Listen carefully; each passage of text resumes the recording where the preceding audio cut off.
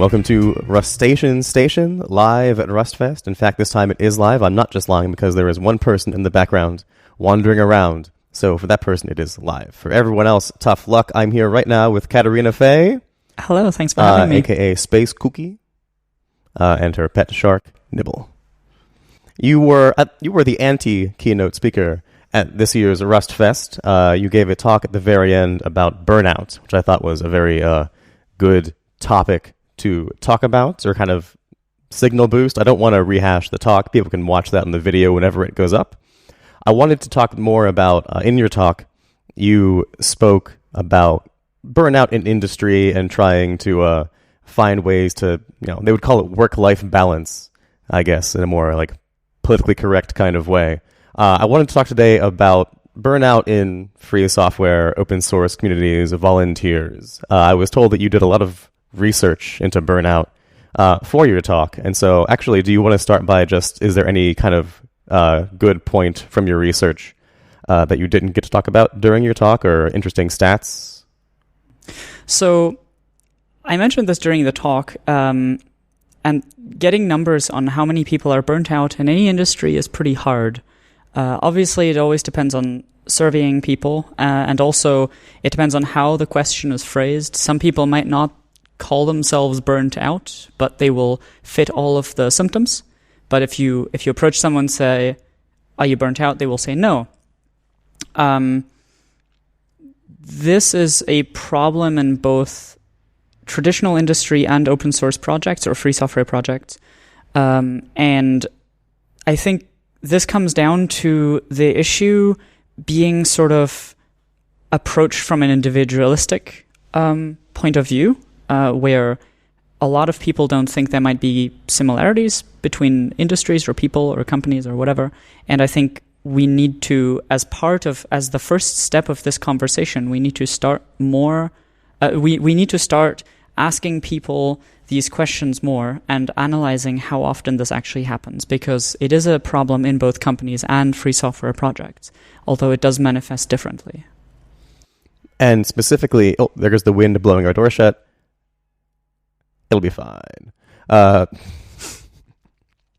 Regarding volunteer projects specifically, I think I have been around Rust for a long time. I have watched a lot of volunteers come in and go, and some of them had burnout, some of them didn't. But I think many of them are kind of stoic in a lot of ways. They don't want to show they're burned out because maybe they feel pressure. People give them kind of a lot of applause, like, "Oh, you're a machine, you work so hard," and they feel like maybe they're afraid that if they show any kind of cracks in that armor, people will be like, "Oh, they're just human after all," which, there shouldn't be any reason to be ashamed of that.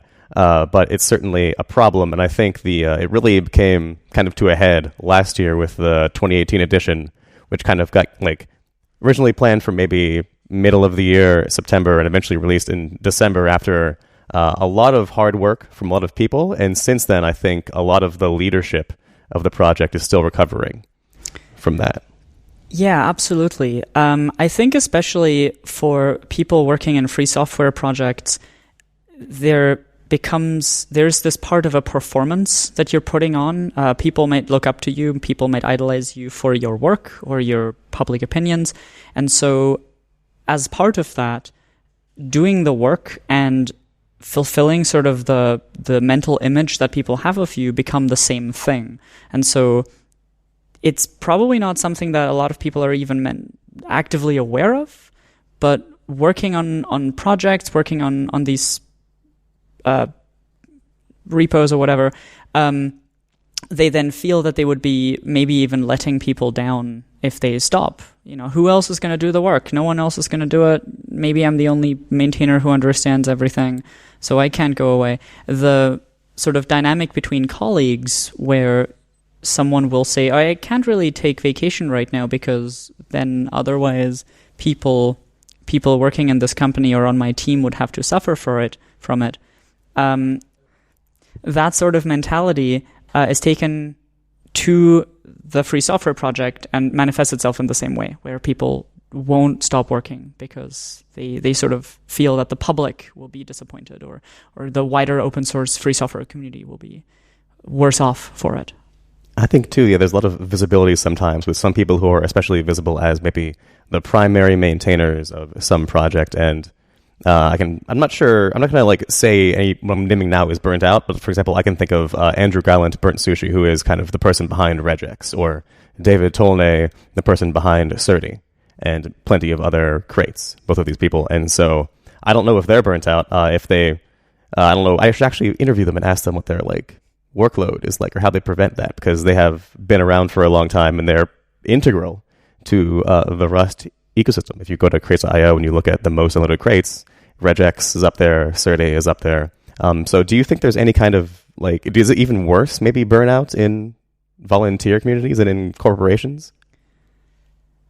I'm not sure it's worse, but it manifests itself differently. I actually think that the problems that free software communities face are very similar to the problems that software cooperatives or cooperative companies face.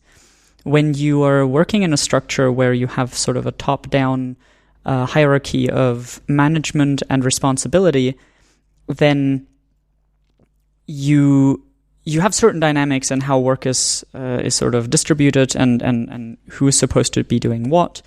And in free software communities, usually you don't, I mean, obviously there are some projects that have a BDFL, but if you don't, and even under the BDFL, you often have more fluid group dynamics.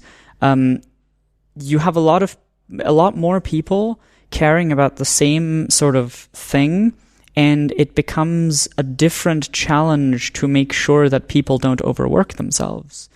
And so I'm not sure it's worse. Maybe so the manifestation might not be worse, but it happens in situations where too many people might feel responsible for something that could be handled by a smaller group of people that can be rotated, and lack of communication then leads to that group of people not rotating, and everyone sort of feeling that they have to shoulder that burden equally and then burn out equally, which is not something that would happen in a company.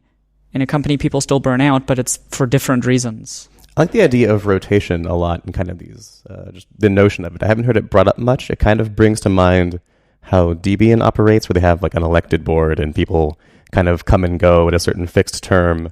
Because I can think of, like, say, for example, I think it was this year where Guido van Rossum stepped down as the BDFL of Python, and it kind of caused a great big flutter, kind of because you can imagine, oh, the sky is falling, suddenly everything's going to change, or who knows. But I get the impression that he was burnt out as well, after how many years, 20 or more years of being the one in charge? Yeah, I think he even credited one particular feature. I can't remember what it was anymore. It was some kind of syntactical feature, which in the long run seems mostly inconsequential, like just one part of many in the language, but... It reminded me of just reading about the discourse. I'm not really involved in the Python community, but reading about the discourse after the fact, it reminded me of the module refactor RFCs that we went through, like 3 years ago now, 2 years, something like that. And there were 3 RFCs, and the feedback on that was brutal. And I think a lot of the problems with the RFC process that we have at the moment sort of started to show there. I think the first, at least, I wasn't really in the community before then, but I think it was one of the first times where it was publicly sort of visible that people in these core positions in Rust were starting to burn out or reaching their limits.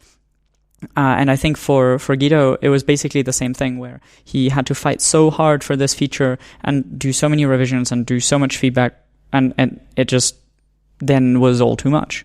I can definitely recall those module RFCs where what eventually got implemented was much different from what was originally described in the RFCs. And I think it came out very well in the end, but just trying to keep people's tensions from running too high, or like remembering that there are humans on both sides of these communications, that this isn't always their full-time job, almost never their full-time job. And even if it was, it doesn't excuse any kind of like behavior about like accusatory or, I don't know how to describe it. The word evades me right now.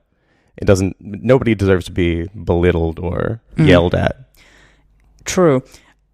The idea of rotation is also kind of interesting to me. I've started getting more involved in the NixOS community. I sometimes joke that I've been tricked into maintaining a Linux distro. And the way that a lot of the teams work there are that they rotate. So there's, for example, an RFC steering committee that rotates, and then there's RFC shepherds that are only assigned to certain RFCs. And so people who actually have to engage very deeply with something that aren't the authors, so collecting feedback and making sure that the conversation moves in a direction that is productive and that everything stays above board, they rotate as well because the emotional drain is just there. For example, also the release managers. There's always an older release manager who's done it before, and then a newer one, and then the older one goes away and takes a break, and then, can come back in the future if they want to manage another release, because releases are every 6 months. But it means that people who are responsible for managing releases don't have to do it forever or have to sort of say, oh, this is too much now. But there is an explicit sort of date by which they don't have to do it anymore. And I think, especially for people who might suffer from anxiety about then going into the public and saying, I can't do this anymore, and feeling like they let down a bunch of people, or also feeling like they're too proud to do that because it would be admitting a failure that they, weren't able to keep up with it. It helps those people and it helps in those situations because there's just no way that could happen because they just rotate. Come to think of it, it actually sounds kind of familiar. So there's, in industry, there's the idea of endless vacation or unlimited vacation where take as many days as you want to, and it actually leads to less vacation being taken. And so people get more stressed out because then your employees or your colleagues are like, well, you could be here right now. There's no reason for you to leave except for your own mental health. And it seems like these unlimited tenures of leadership positions in open source are kind of the same, where like if you have these fixed terms, it's like, okay, now it's someone else's turn to step up. There's a nice, clear-cut time to step down. There's never needs to wait for, okay, now feels right. You just do it, and it seems like it might be more healthy in the long run. It's more healthy in the long run, and it's also a great way to distribute knowledge. Yes. Because if you have these people that do the same thing for years and years on end, then obviously they're going to become these bastions of domain-specific knowledge.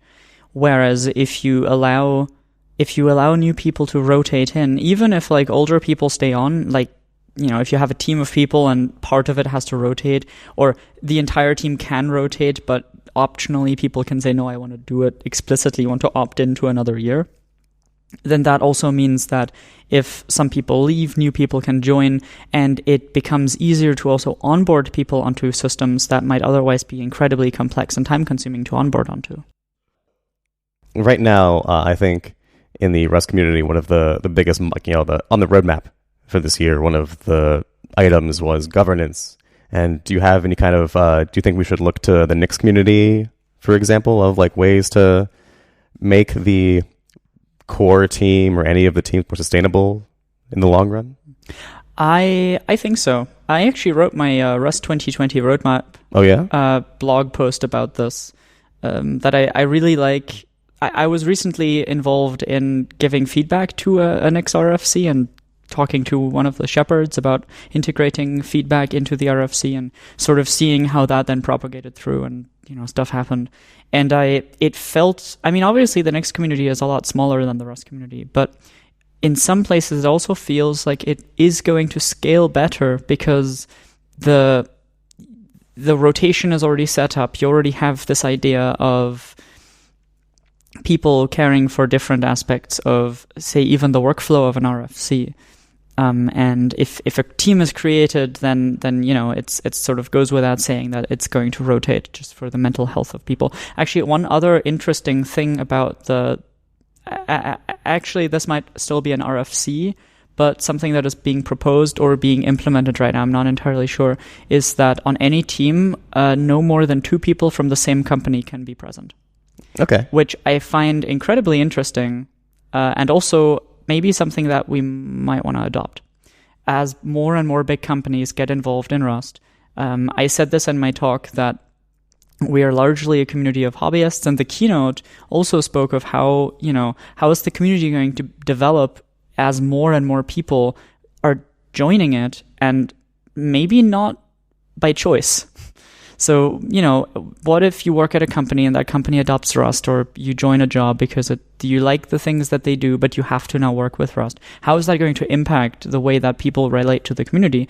And also, how do we then relate between individual people on teams and people representing companies? And I think that's something that we also have to think about, which is completely unrelated to Burnout, but sort of thinking about things that we can learn from the Nix community. I haven't followed the governance working group too closely. I sort of saw its formation at the All Hands in Berlin earlier this year, and then I was too busy burning out. So I know that there's like some work that has been done there. And for example, I sat down with some people today to start a mail working group, and we looked at the charter idea of the governance working group to get started. But I don't know what state the discourse is in there right now. But I do think that it is sort of valuable to think about what we can borrow from other projects. Okay, that sounds great. Do you want to say anything else about Burnout or governance while we have you here? I think one thing that one thing that really bugs me, and I really cannot stress this enough, is that whenever any of this comes up, it's always done in this sort of individualistic approach. That really, I only had this sort of clarity that I realized it was basically like climate discourse a few days ago. I don't know why I never thought of that before. Where dealing with these issues, dealing with burnout, with organizational issues, is always framed from like a can you personally do perspective, and never asks what group dynamics are at play, what relationship or what sort of power dynamics exist between companies and a community, between the community and individuals, or a company and individuals. If you go back to the traditional, you work at a company and you work burning out because of a job. And I think the thing that I want to become a conversation is that we start thinking about all of these issues as structural and not these ephemeral things that happen to only affect a few people, because they are larger structural issues and they extend beyond our bubble of Rust or our bubble in the tech industry. They affect all of society, and they manifest in our little corners of society in particular ways. And I think the most important thing for me was to get that across and get people who might not have been open to that idea or that way of thinking about the world to embrace that and start asking questions about why things are happening through a lens that involves more than just their little corner of experience. Okay, great. I agree. It's definitely a problem that needs to be addressed from all angles, not just in individuals. All right. Well, thanks for being on. Well, thank you for having me. All right. Let's just dance to the outro song.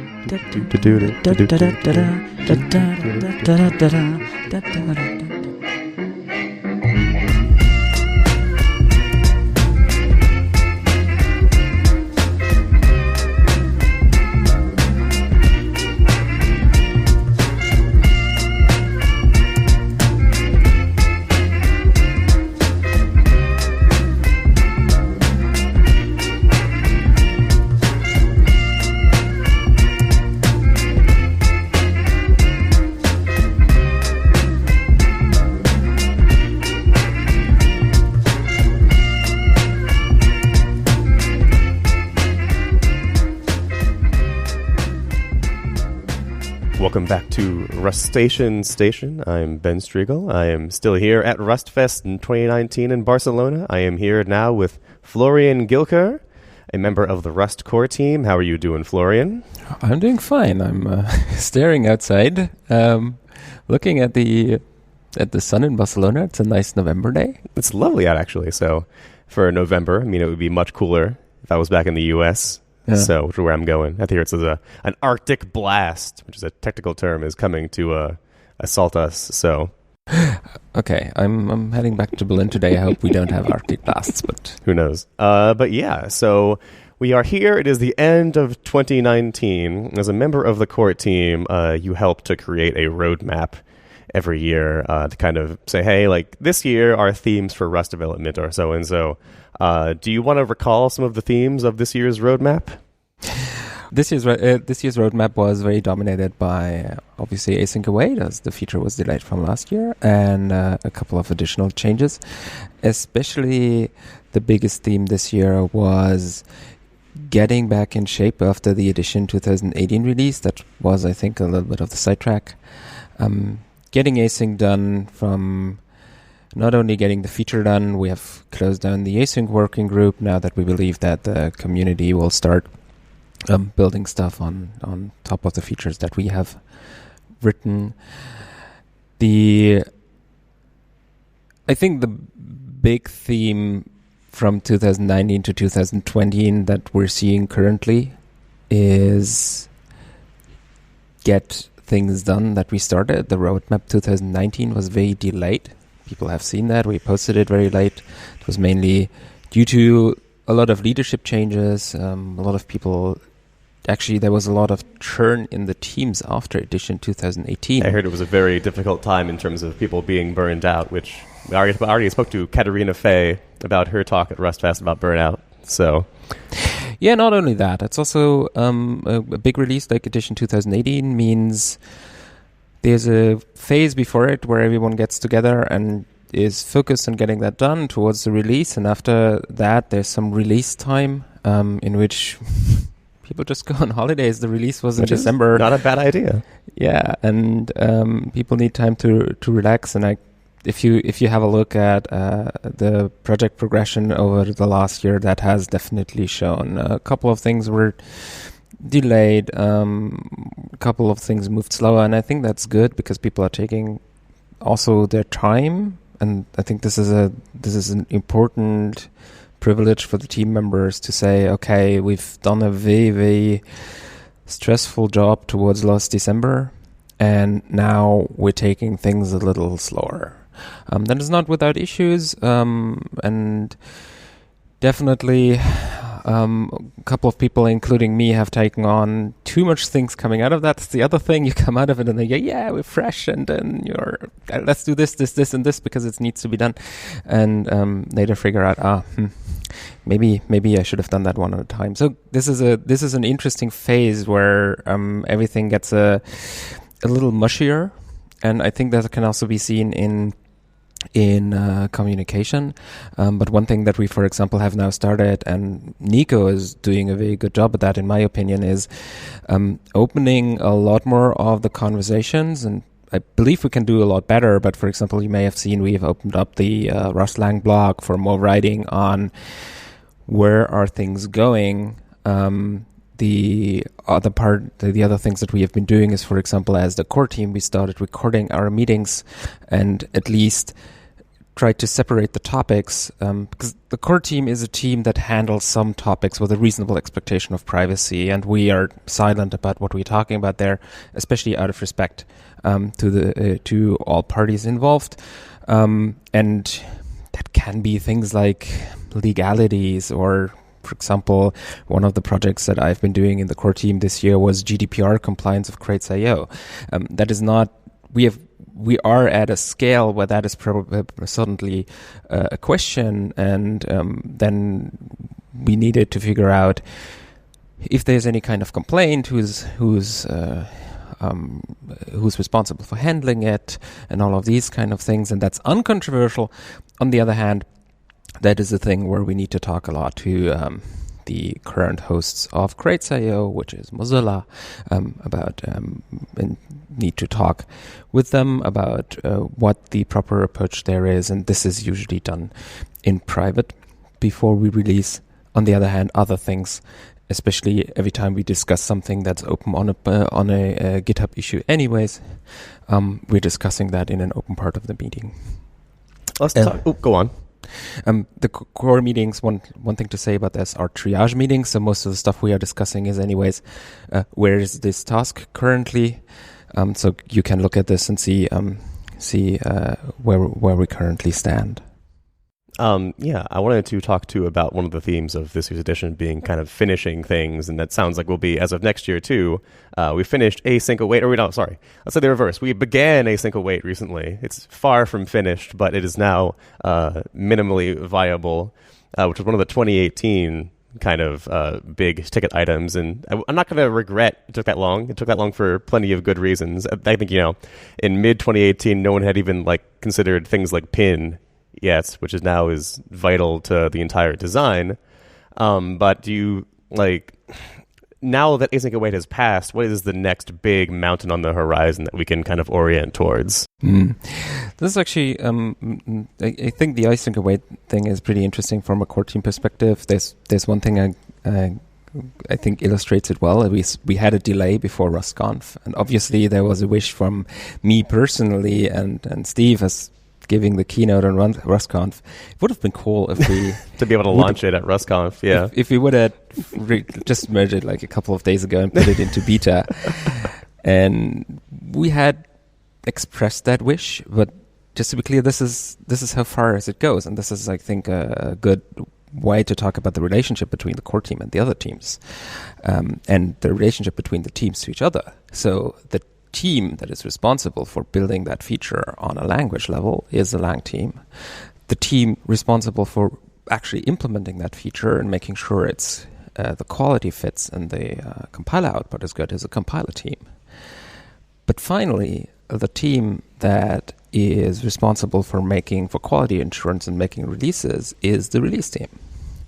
And core we can express wishes because we have a core team keynote and we would like to address this, but that's a pretty low priority, actually.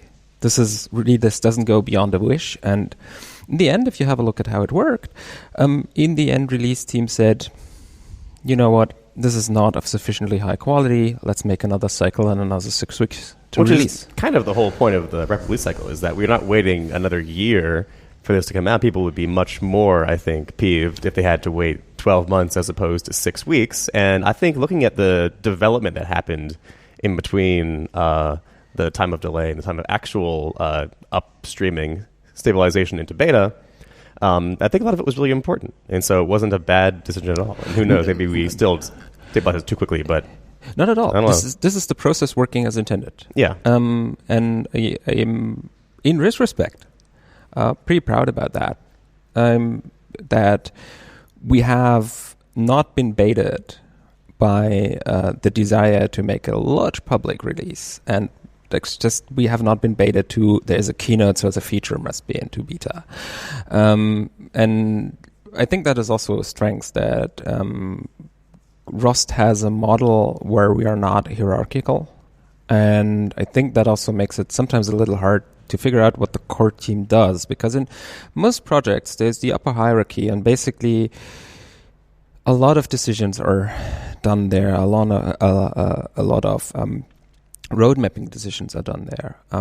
In the Rust project, it's more like the core team moderates the process of going to a roadmap, but the working groups and the teams are specifically tasked to do that by themselves and figure out their own roadmap. And that was one of my earliest experiences with the Rust project. My first team position was in the initial community team, and I mean, you've been part of it. Mm-hmm. We had this habit of, on any larger things, we would send an email to core team and be like, "Hi, we're planning this. Do you think this is a good idea? Is that aligned with the Rust project's goals and whatever?" And usually the email that came back was a long-winded response that equated to, "You're the community team. This is your particular area of expertise. And this is also your particular area of accountability. You can do this, and we're pretty sure that and if there's any kind of problem coming out of it, you're the ones who need to change their processes to make sure that doesn't happen again." So it's not only that we say teams are autonomous, it's also that there has been active work of reminding people that they can work autonomously and need to figure out a way in which they can do that both inside the project and not impact other teams. And that's why the road mapping process is so important, and that is why it's important to make a 2020 roadmap, even if the 2019 roadmap isn't fully finished, because everyone in the project at some point needs to agree what's on the table for 2020. Because if I go to another conference and give a talk in my capacity as a Rust project member, if people ask me, so what's on the table for the next quarter? I need to have the roadmap at hand to say, this is what we planned for 2020, and not, this is what was taken over from 2019, and we're not planning, we won't plan before our checkbox is checked. So this regular updating of the plan for the year is important. I do even see coming that we need to make more long-term plans, and I think the idea that was introduced 2 years ago of actively asking the community of, if you only have time to write 3 paragraphs a year, or then send us a blog post, send us a small text so that we know what you want, and that gives a much better foothold, because there's interesting things coming out of that. It gives you contact to people that don't have the time to always be noisy on forums. Noisy sounds a little bit bad, but there's people that have a lot of time and can communicate a lot, which means their viewpoints are naturally dominant. This is not bad. If people want to spend their time on the Rust project and giving their opinions on our technical work, this is good. That's extremely valid feedback. But it's more the question of, how do you include people that have less time on their hand? How do you make sure that they have a voice? And this regular road mapping process with the call for blog posts, that's incredibly well received. We usually get 100 to 120 writing pieces of all kinds, from visionary statements down to, I really need this, and this feature. And also, I don't really, you're putting a lot of focus on this feature, but I don't really see that we actually need it because something else is important. Mm-hmm. Polish around the corner.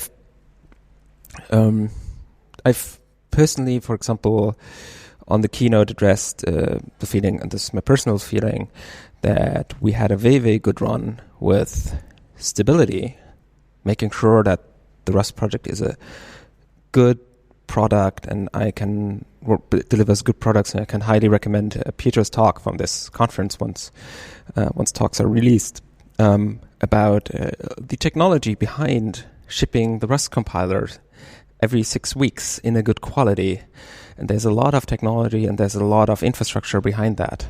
And a lot of people aren't aware, and we need to frequently repeat that message that we're doing all this. But this is for quality insurance and for stability, in the sense of it must be bug-free. The question is there a wider question? Is what makes a project high quality? That might also be making sure it integrates well with other environments, making sure it's easily adoptable. And this is also on this conference a conversation I get much more. It's not the question that you can also see this in the talk. Like in this keynote, the keynoters have said, we are adopting Rust. 2 years ago, that would have been, we are considering adopting Rust, but we are a little bit unsure about these and these things. And the conversation this year is, we are adopting Rust, and there's the following bullet points where it doesn't integrate well with our environment, and we would like that fixed. That's a very, very different kind of discussion, and it often has nothing to do with, for example, compiler quality. Or even language features. Yes.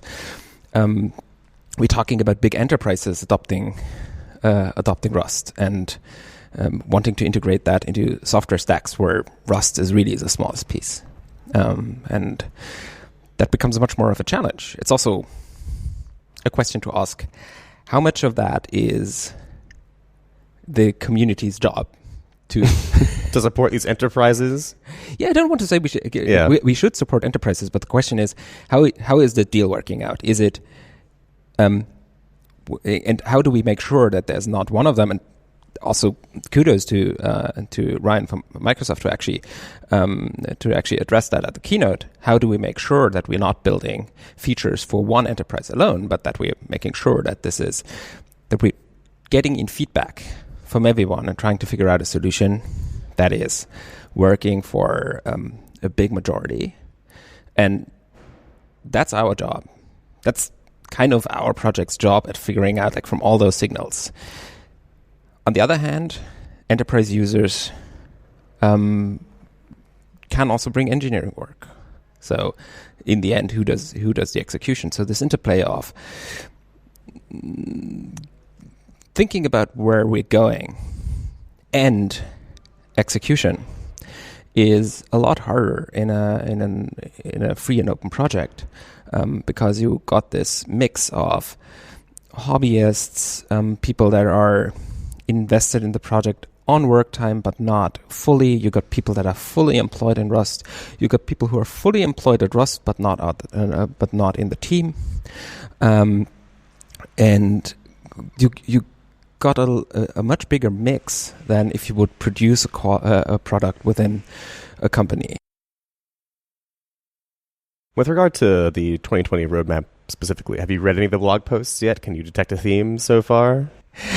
I've read a couple. A lot of the themes that I'm seeing is, let's finish what we started.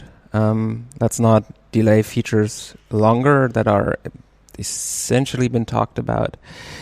Well, they're often delayed for good reasons, though. It's kind of like the design is unclear or the implementation just isn't there yet. Some features, for example, we're waiting for years for MIR to come around, and then they could finally do it. Yes. So these aren't always options or, voluntary delays. Yes.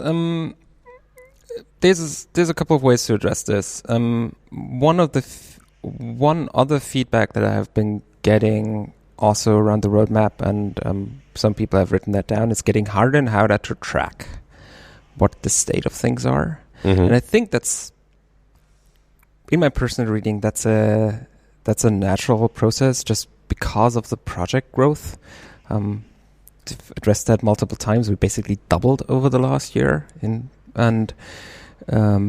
our speed is highly accelerating. And I've been around the Rust project for long, and when I started with it, I could basically follow every change day by day. I would know what would happen to the language day by day.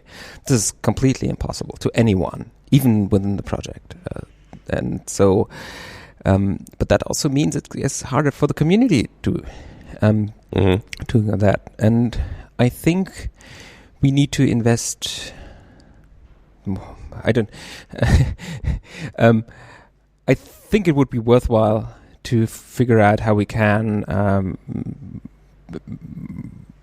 make it easier for people to pinpoint where can I find the state of what I'm currently interested in, or how can I figure out what the current state of it is and what the some kind of dashboard for RFCs or something.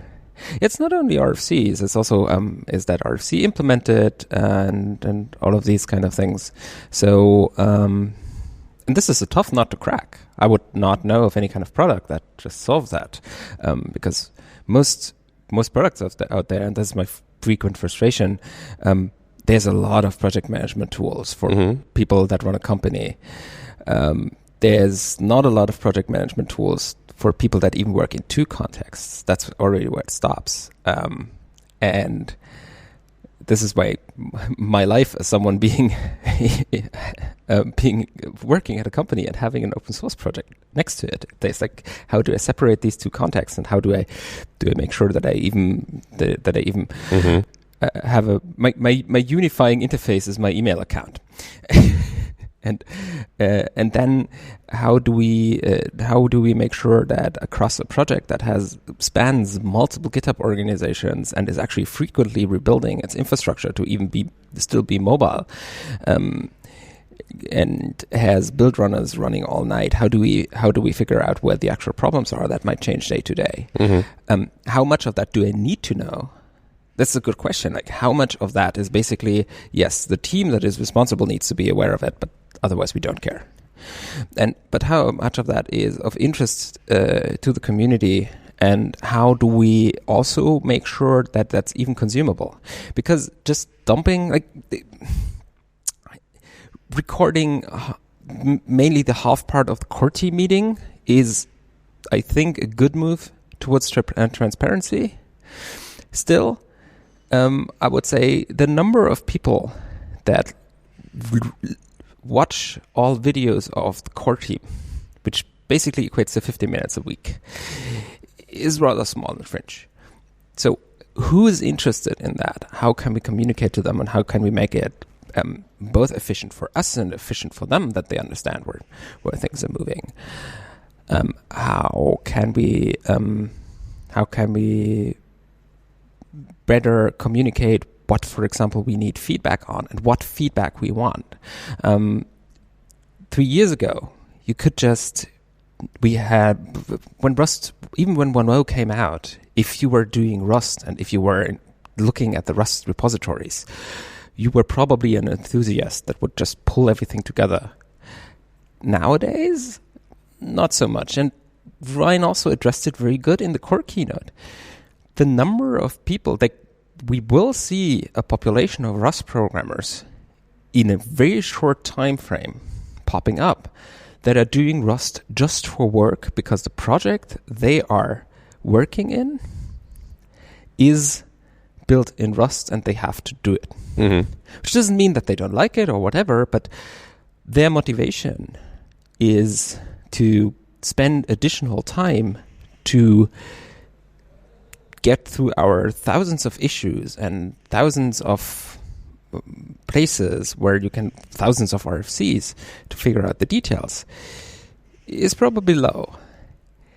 On the one hand, because they're not interested in the discussions that are happening, they're not basically trusting us. That's a good thing, and that's nothing we need to address. For the other part, there might be interesting things coming out of that. And maybe sometimes you want to have feedback from them in the sense of you are actually working on a project that hits that specific case. And then there's an interest from both sides that both those people get in touch with us. And for a good engineer, and I trust people to be good engineers, that would be something they would do even if they're not heavily invested in the Rust project. But how do we find those people? How do we get in touch? And how do we make sure that they are aware that feedback is needed? I think this week in Rust is already a very, very good thing. Because it's essential, yeah. It's essential because it's the one thing where people of any kind of interest level can skim through. They can just, if there's something that they're not interested in, like I'm not interested in what the current FCP status of RFCs is, they can just skip it. But it's in a very, very small condensed form where they can just scroll over. And the success of that newsletter and the numbers that we're seeing of people actually being on that list is subscribing. Sorry, of people subscribing to the newsletter is amazing. So that model really, really works. Okay. If anyone out there is listening to this, how can they get involved with like giving their feedback for Rust 2020? Well, first of all, if you want to give feedback for Rust 2020, write your 3 paragraphs. And then where do they submit it to? You either send them to community@rustlang.org. Okay. And we're going to collect them, and or you can write a blog post. You can either write a blog post or you put it on a GitHub gist, or just send us an email. We don't care about the form. It is important that it reaches community@rustlang.org. That's the most important part because that's where we're collecting. So we also try to collect stuff off the internet, but this is a process where we might miss stuff or we might forget it or whatever. But community@rustlang.org is always read, and we'll send you a short notice that we acknowledged it. And we'll put that in. So that is the best way to get involved directly. If you have a particular interest, you can go to rustlang.org/governance, and we have a lot of working groups. One of the ideas behind the working group concept, where working groups can be set up quickly and also wound down quickly on specific subject, is if there's a specific subject where you have experience in and interest in, you can also get directly in touch with the working group talking about that specific subject. But that would be more, I would like to be involved. I would like to give feedback on that. Is there anything that you have questions about? Is there anything unclear? So the working group idea is specifically to put a label on people that are currently working on a subject, so that you can contact them. And also give you visibility on what is currently working. So these are frequently changing. There's long-term, larger working groups with tasks that go over years. There's also working groups that pop up for a month or two, and then will be wound down. And this is also something where Core is only partially involved, because teams spawn these working groups themselves. So we have a more advisory role there. Okay. Is there anything else you wanted to say on any of these topics? No, not necessarily. Okay, well, that's great then. It means that we're ready to wrap up. So thanks for being on. So maybe I'll see you at the next RustFest in the Netherlands. Yes, I'm very happy to be there. Again, as an attendee, as I said, as a founder of this conference, it has been a very, very nice experience to just be sit back and watch it happen without you. Yeah. Yeah, and the good feeling over this year was finding out that people have enjoyed what we came up with when we founded it and taken those values and continued working on it. And it's great that we also have an overarching team that carries these values from year to year, or even half year to half year. And I mean, that was an interesting accident how we came to that, but